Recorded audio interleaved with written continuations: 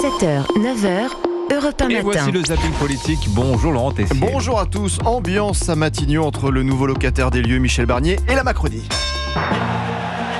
Je ne m'interdis pas une plus grande justice fiscale. Aucune augmentation d'impôts, c'est ce que nous demandons. Il faut dire la vérité, je dirai la vérité, même si elle est difficile. Mais on ne va pas rentrer dans un gouvernement sans savoir ce qui va se passer. Ah là là, rien ne va plus les amis après que Gérald Darmanin a dévoilé aux députés macronistes le contenu d'une discussion avec Michel Barnier, le Premier ministre qui envisagerait une hausse des impôts. Gérald Darmanin était sur France 2 hier matin, on espérait en savoir plus, connaître les coulisses. Que vous a dit à ce moment-là Michel Barnier? Moi, j'ai pas l'habitude de raconter les échanges avec qui que ce soit, ni avec mon groupe, ni avec le Premier ministre qui m'a reçu samedi dernier. Dommage, bon, pas question pour Gérald Darmanin et la Macronie d'entrer ou de soutenir un gouvernement qui augmente les impôts. Le ministre de l'Intérieur démissionnaire qui devait, avec Gabriel Attal, rencontrer hier matin Michel Barnier.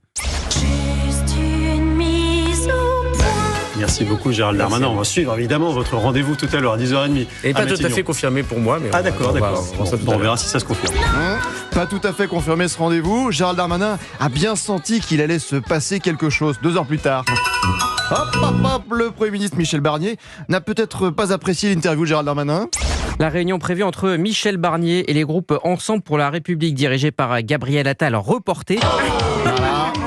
Et vous le savez, Dimitri Anissa, j'ai mal à ma droite avec tous ces bruits autour de la hausse d'impôts. Ah, encore une alerte Matignon, Jean, hier à 15h01, les dirigeants Les Républicains, Gérard Larcher, Bruno Retailleau, Laurent Wauquiez, de nouveau reçus à Matignon. Ça avance, je danse toute l'après-midi dans le bureau. Ah, et quoi encore Jean? 1h30 après, cette annonce de la venue des Républicains, que s'est-il passé à Matignon? Le Premier ministre qui devait s'entretenir une nouvelle fois avec les représentants des Républicains, mais la réunion a été reportée.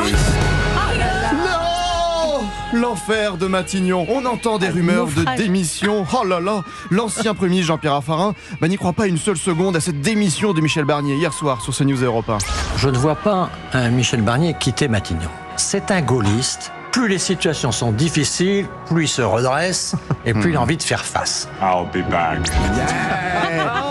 Mais compliqué d'être Michel Barnier en ce moment, qui encore ce matin doit se dire dans sa salle de bain: c'est dur d'être Barnier. Oh là là, Barnier. C'est dur d'être Barnier. Oh là là, Barnier.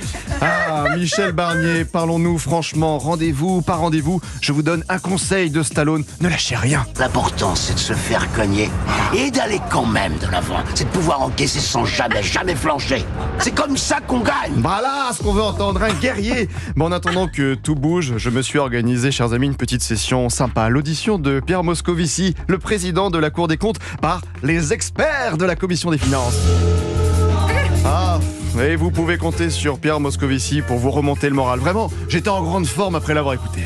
Nous sommes, il faut le dire d'emblée, devant une situation de finances publiques que je considère comme vraiment inquiétante. Notre pays n'a fait aucun effort pour réduire sa dette. Ah, bon, je rentre le soir à la maison, j'allume ma télé et sur qui je tombe encore? Pierre Moscovici, au 20h de France 2. Ah, mais il est partout celui-là, c'est pas possible. On doit reprendre le contrôle de nos finances publiques. Nous avons perdu le contrôle. Ça veut dire qu'on aurait quelques 3600 ou 3700 milliards d'euros de dette. Ça veut dire que chaque année, il faudra rembourser entre 80 et 90 milliards. Et dans ce contexte-là, l'État est impuissant. On est mal.